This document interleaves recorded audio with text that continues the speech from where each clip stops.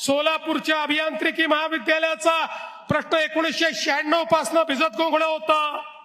आमचा प्रयत्न आहे याच वर्षी ते महाविद्यालय सुरू झालं पाहिजे, अशा पद्धतीनं आपण ते काम या ठिकाणी करतो।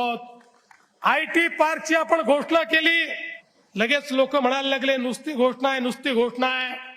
पण घोषणा करून थांबलो नाही, फेब्रुवारीमध्ये जागा हस्तांतरणाचा आदेश देखील काढला आणि आता एक अत्यंत उत्तम अशा प्रकारचा IT पार्क हा सोलापूरमध्ये तयार करून आमच्या शिकल्या सवरल्या मुलांच्या हाताला काम या सोलापूरमध्ये देण्याचा प्रयत्न आमचा असणार आहे। मला इथे आलो त्यावेळी आमच्या गारमेंट असोसिएशनचे लोक भेटले। ते म्हणाले, साहेब आपल्या सरकारच्या पॉलिसीमुळे आम्हाला फार फायदा झाला। मोठ्या प्रमाणात देशभरामध्ये आम्ही आता रेडीमेड गारमेंट आपले पाठवून राहिलो, एक्सपोर्ट देखील करतो। विमान सुरू झाल्यामुळे त्याचाही आम्हाला फायदा आहे।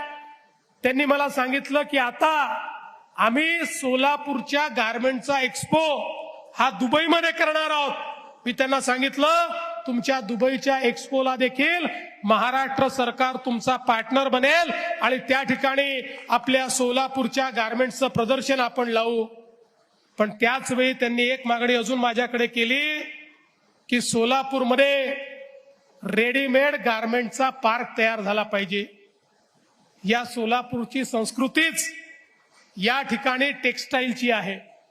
या सोलापूरला जे नाव संपूर्ण देशामध्ये मिळालं ते कापडामुळे मिळालं, टेक्सटाईलमुळे मिळालं, चादरीमुळे मिळालं, टॉवेलमुळे मिळालं, ड्रेसेसमुळे मिळालं।